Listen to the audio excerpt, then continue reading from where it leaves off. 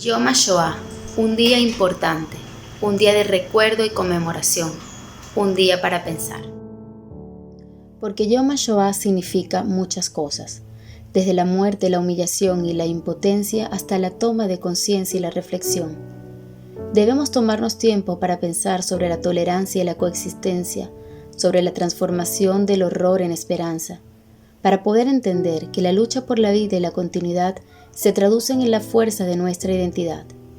Esa identidad que cambió el mundo, esa que arrancó las estrellas de la muerte y la convirtió en una sola estrella azul que simboliza el futuro, que representa el Estado de Israel, que transforma la arena en árboles y la tristeza en ganas de seguir adelante. Muchos judíos descubrieron que lo eran mientras le cosían la estrella amarilla a la chaqueta. La Shoah dio a los judíos de entonces un triste mensaje, un mensaje que acabó conformando el mundo judío que conocemos en la actualidad. Reservemos un rincón de nuestra memoria no solo para los muertos en los campos, sino también para aquellas víctimas que sobrevivieron pero vieron prolongada su persecución una vez acabada la guerra. Nada de esto puede regresar al mundo.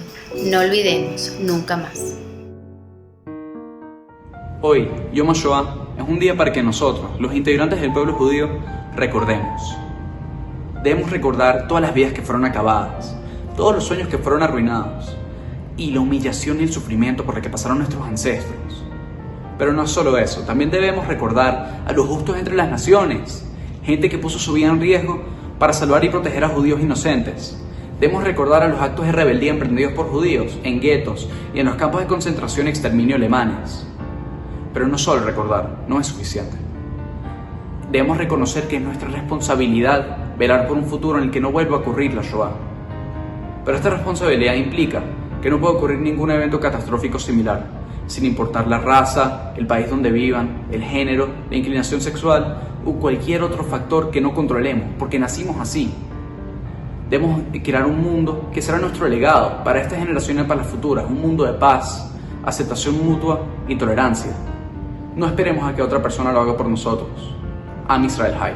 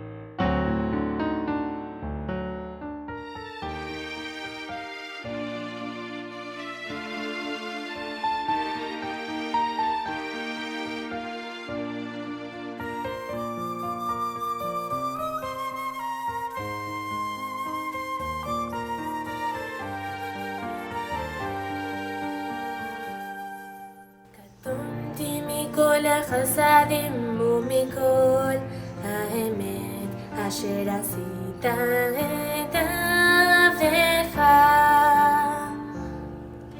קטונתי מכל החסדים ומכל האמת אשר עשית את עבדך. קטונתי מכל החסדים ומכל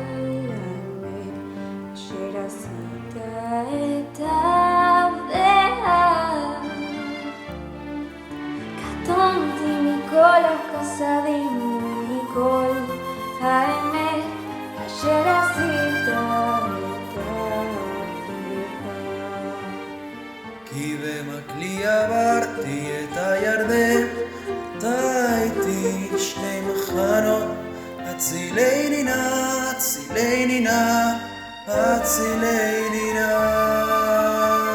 כי במקלי עברתי את הירדן, טעיתי שני מחנות, הצילני נא, הצילני נא, הצילני נא.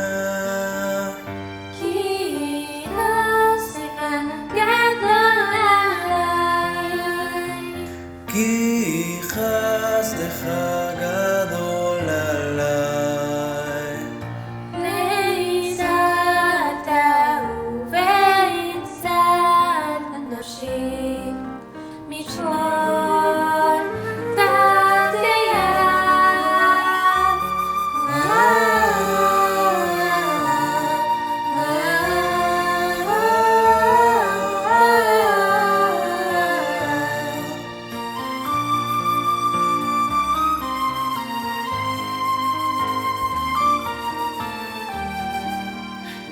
כי במקלי עברתי את הירדן, טעיתי לשני מחנות, הצילני נא, הצילני נא, הצילני נא. כי במקלי עברתי את הירדן, טעיתי לשני מחנות, הצילני נא, הצילני נא, הצילני נא. קטונתי מכל החסדים ומכל האמת. האמת.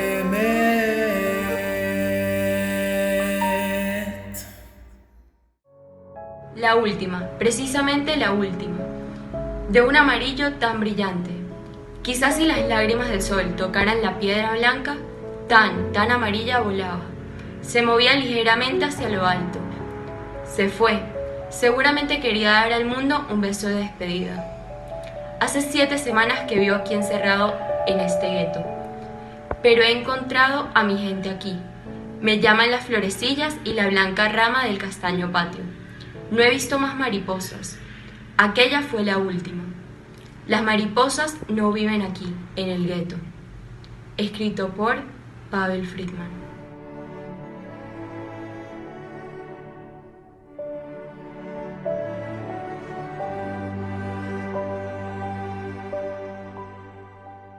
Doris Weiss nació en Brno, la segunda ciudad más importante de Checoslovaquia, el 10 de junio de 1935.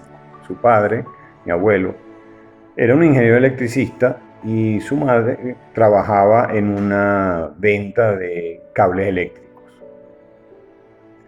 En el colegio ella entró por unos pocos meses porque ya habían comenzado a aplicarse las leyes que prohibían a los judíos ir al colegio, así como montarse en tranvía, caminar por la acera. Debieron entregar sus joyas, sus esquís, sus radios, etc. En marzo de 1942 les llegó una notificación que debían ir a la estación del tren para una deportación. Mi mamá estaba contenta porque iba a montarse en tren y sus padres la regañaron, le dijeron: te estás riendo, pero no sabes a dónde vamos. Les permitieron llevar una sola maleta por persona. Entonces ella tenía puestos 3 vestidos, uno encima de otro, en caso que les quitaran la maleta, que ella siguiera teniendo algo de ropa. En Terezín, ella participó en el teatro, ella llevaba las pancartas que indicaban los actos de las obras, y también participó en el coro y bailó en la ópera Brundibar que realizaron los niños para los nazis. Eso debió ser a finales del 43, inicios del año 44. En los primeros días de mayo de 1945 ya se había liberado el campo de exterminio de Auschwitz y pasó por Terezín un camión con exprisioneros. Su papá le preguntó a dónde iban y ellos dijeron que se dirigían a Praga. Entonces la tomó por un brazo, la lanzó por encima de la alambrada y luego saltaron ellos, él y su esposa, saltaron por encima de la alambrada y fueron en ese camión a Praga. Aun cuando en Praga todavía se estaba combatiendo, ellos lograron llegar y se quedaron en casa de unos conocidos. Con 10 años, ella pesaba solamente 19 kilos. La gente se volteaba a verla, parecía un esqueleto.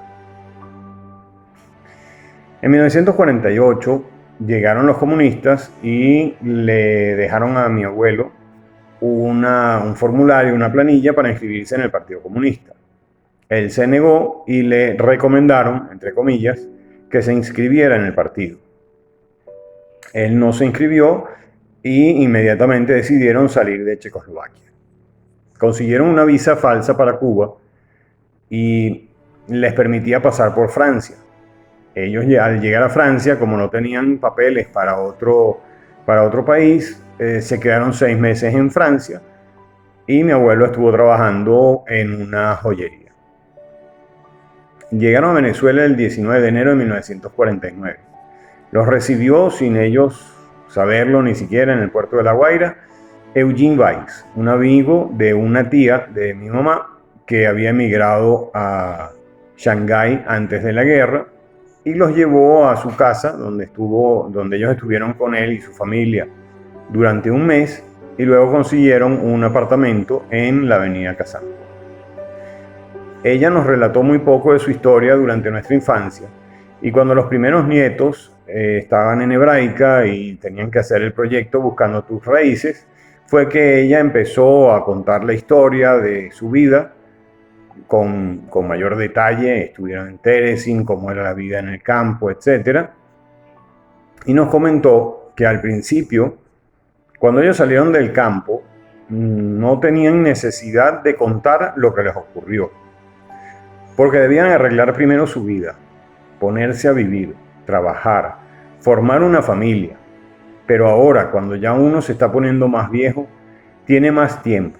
Ahora llegó la hora de contar todo lo que pasó, quizás ya sin tanto dolor, para que eso no vuelva a ocurrir nunca jamás. Estos relatos que ella contó y los de mi papá fueron recopilados por mi sobrina y editados en un libro que se llama El Jardín de Dorit. Preguntas y una respuesta. ¿Para qué sirve a la gente la hermosa ciencia? ¿Para qué sirve la belleza de las mujeres? ¿Para qué sirve el mundo cuando no existe el derecho? ¿Para qué existe el sol cuando no hay día? ¿Para qué existe Dios? ¿Acaso para castigar o para que la gente sea mejor? ¿Es que somos meramente bestias que sufren para que se pudra dentro el yugo de la pasión? ¿Para qué sirve la vida si es un tormento? ¿Por qué el mundo es solamente una muralla? Sí, hijo, las cosas son como son para que tú seas un hombre y luches. Escrito por Hanus Aschenbroek.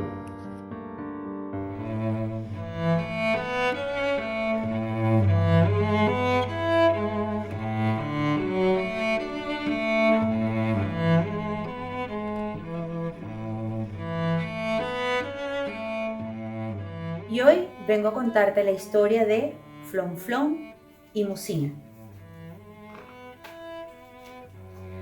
Durante todo el día, Flonflon jugaba con Musina, a veces de un lado del río donde Musina, a veces al otro lado donde Flonflon. Cuando sea grande, me voy a casar con Musina, decía Flonflon. Y Musina agregaba, cuando sea grande, Flonflon va a ser mi esposo. Pero un día, leyendo el periódico, el papá de Flonflon dijo: malas noticias, pronto llegará la guerra. A la mañana siguiente, la guerra estaba allí. Todavía nadie la veía, pero el papá dijo: hasta pronto, querida esposa. Hasta luego, mi pequeño Flonflon. Volveré pronto. Y los abrazó contra su corazón. Después se fue para la guerra. Al día siguiente, Flonflon dijo: me voy al río a jugar con Musina. Pero la mamá le mostró por la ventana que en lugar de río había ahora una cerca de alambre. Es para que nadie pueda venir aquí, explicó mamá. ¿Ni siquiera Musina?, preguntó Flonflon. Entonces la mamá dijo: shh, No puedes hablar de Musina. Es prohibido. ¿Por qué? Porque ella es del otro lado de la guerra. ¿Dónde está la guerra?, preguntó Flonflon. Voy a quitarle esa cerca de alambre y le voy a decir que se vaya. La mamá dijo que eso era imposible. La guerra era demasiado grande. No escuchaba a nadie. Solo se oía ir y venir. La guerra hacía un ruido inmenso. Se veía fuego y explosiones. Todo se rompía. La guerra duró tanto tiempo que todos pensaban que sería para siempre. Pero al fin, de repente, ya no se oyó más. En lugar del ruido, hubo un gran silencio. Ese día, el papá regresó. Se veía muy cansado y dijo: ya está, la guerra se acabó. Pero Flonflon veía que la cerca de alambre seguía allí y dijo: no es verdad, la guerra no está muerta. ¿Por qué no la mataste tú? El papá suspiró. La guerra no muere nunca, mi pequeño Flonflon. Solamente se duerme de cuando en cuando. Y cuando está dormida, hay que poner mucho cuidado para que no se despierte. Entonces, ¿yo hacía mucho ruido jugando con Musina?, preguntó Flonflon. No, respondió mamá. Los niños son muy pequeños para despertar a la guerra. Entonces, Flonflon salió al jardín, allá donde él jugaba con Musina antes de la guerra. Caminaba a lo ancho de la cerca cuando escuchó que Musina lo llamaba. ¡Flonflon! ¡Flonflon! ¿Dónde estás?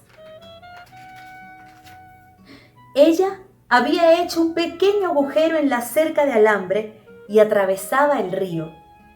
Ese día, Flonflon y Musina se volvieron a encontrar. Y así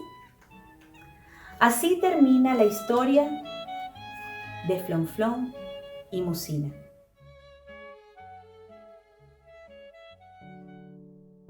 Estamos por conmemorar el Día del Holocausto, el Yom HaShoah.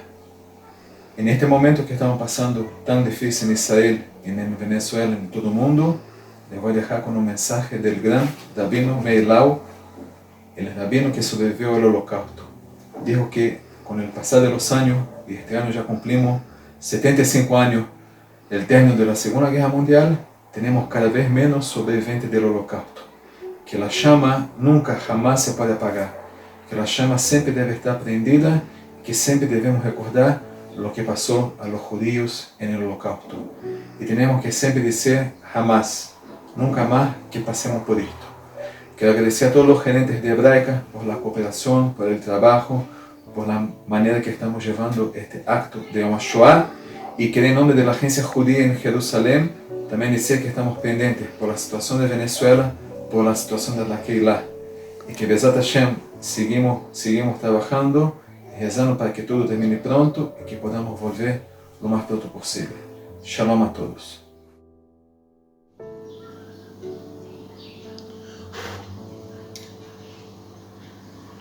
Honramos a los que ya no están, bendecimos a los que sobrevivieron, honramos a los que resistieron. Hoy alzamos nuestras voces y decimos al unísono: no olvidarás nunca jamás.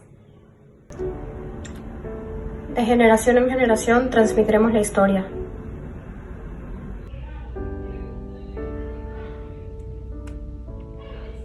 Y le recordaremos al mundo que a pesar de las marcas, siempre vive la esperanza.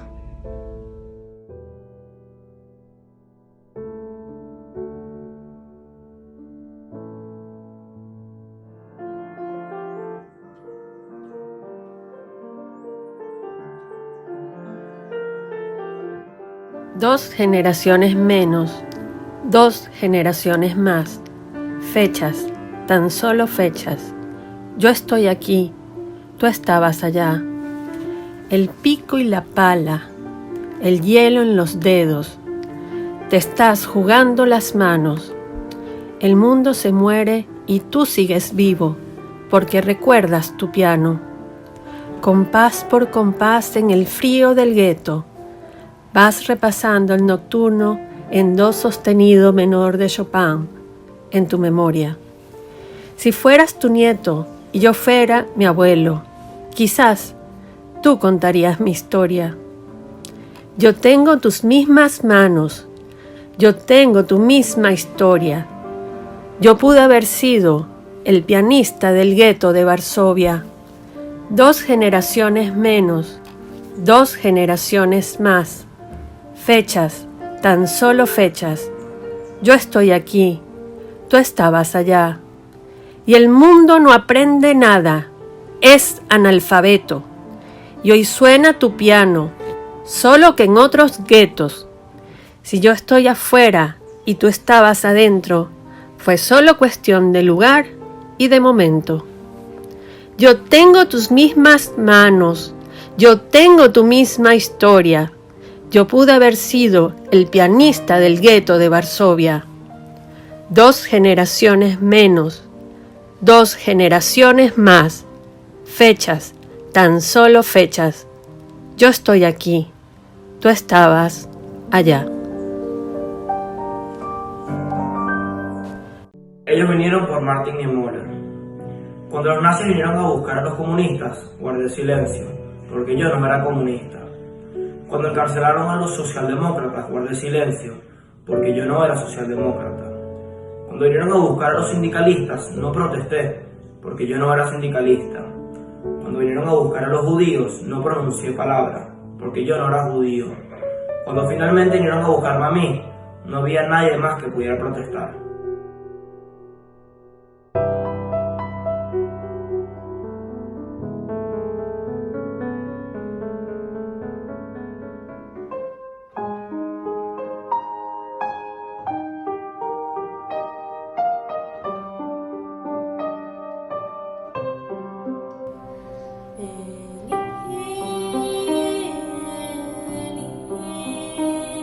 שלא יגמר לאור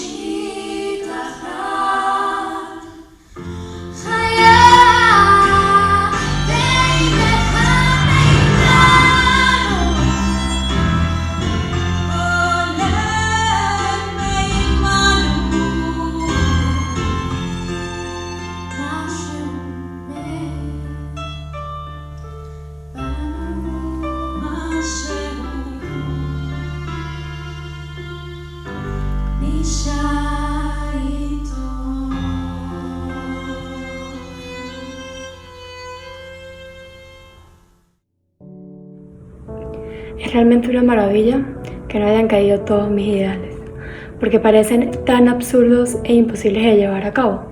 Sin embargo, los guardo, porque a pesar de todo, sigo creyendo que la gente es muy buena de corazón. Ana Frank.